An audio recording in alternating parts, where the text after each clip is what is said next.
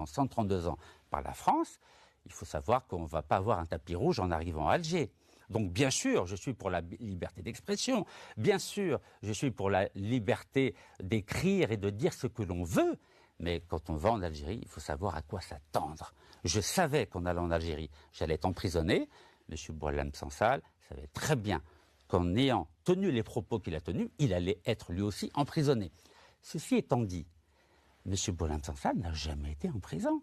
Il a été dans la section pénitentiaire de l'hôpital Moustapha Bacha, qui est le plus grand hôpital d'Alger, à Alger.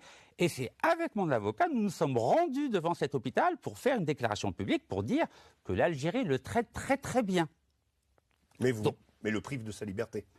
Mais c'est normal, de la même façon que moi j'ai été privé de liberté, il n'y a pas... Et là aujourd'hui, vous ne remettez pas ça en cause. Écoutez, quand j'étais emprisonné pendant 4 ans, je suis né en France, j'étais français pendant 40 ans. Aucun journaliste français n'a parlé de moi. Aucun homme politique français n'a parlé de moi. Aucun intellectuel français n'a parlé de moi.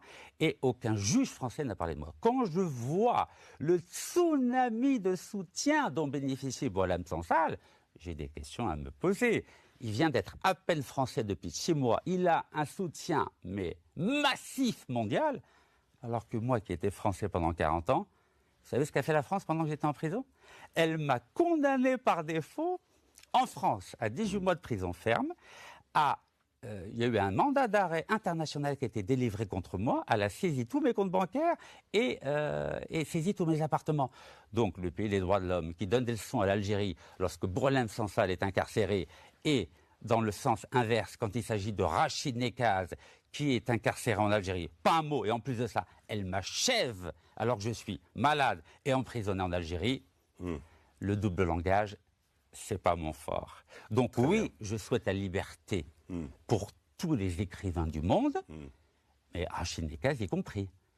Et si personne ne se bat pour l'écrivain Rachid Nekaz qui a publié 6 ouvrages, mais se bat pour Boualem Sansal, moi je dis niet. J'étais en prison, il va en prison.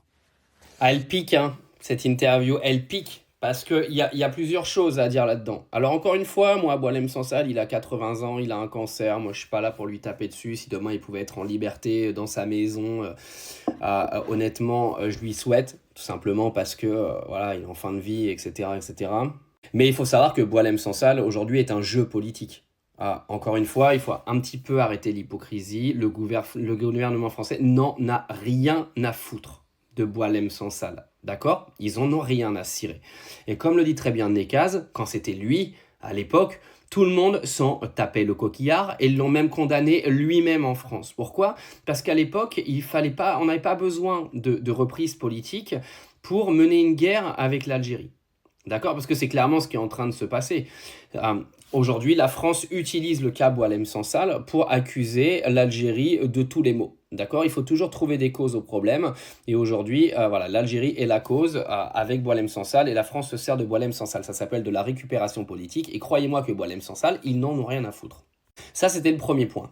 Le deuxième point, c'est là où il a complètement raison, c'est qu'il y a des pays où tu sais très bien que tu peux pas écrire des ouvrages en t'en prenant au pouvoir en place. Alors vous avez beau crier à votre liberté, votre démocratie, toute cette bande de conneries et ces aberrations que vous sortez en permanence en France, alors qu'il y a encore une semaine, vous aviez des gens qui se faisaient ban de TikTok parce qu'ils ont parlé de l'affaire Brigitte Macron, ça me fait doucement rire. C'est-à-dire que si on sait aujourd'hui que le gouvernement algérien, qui n'est pas un gouvernement unique, attention, il y a énormément de gouvernements dans le monde comme ça où vous ne pouvez pas parler mal du pouvoir en place et de donner une mauvaise image du pays en question. Alors si tu es au courant de tout ça, et croyez-moi, Boualem Sansal, il était au courant, qu'en faisant ce genre d'ouvrage, tu vas prendre des peines de prison, mais que par je ne sais quel stratagème, tu essaies de te casser dans le pays d'à côté pour éviter de te faire arrêter, bah, je suis désolé, les risques que tu as pris, bah, malheureusement, si tu as perdu, tu as perdu. Alors vous avez beau être d'accord ou pas d'accord avec ça, c'est comme ça. Tous les pays du monde sont différents et tu es au courant des risques que tu encours quand tu ouvres ta grande gueule. Donc moi je le rejoins à 100% et clairement le mot de la fin de cette vidéo c'est Boualem Sansal n'est qu'un objet politique récupéré par l'extrême droite française et par les partis en place pour s'en prendre à l'Algérie, rien d'autre.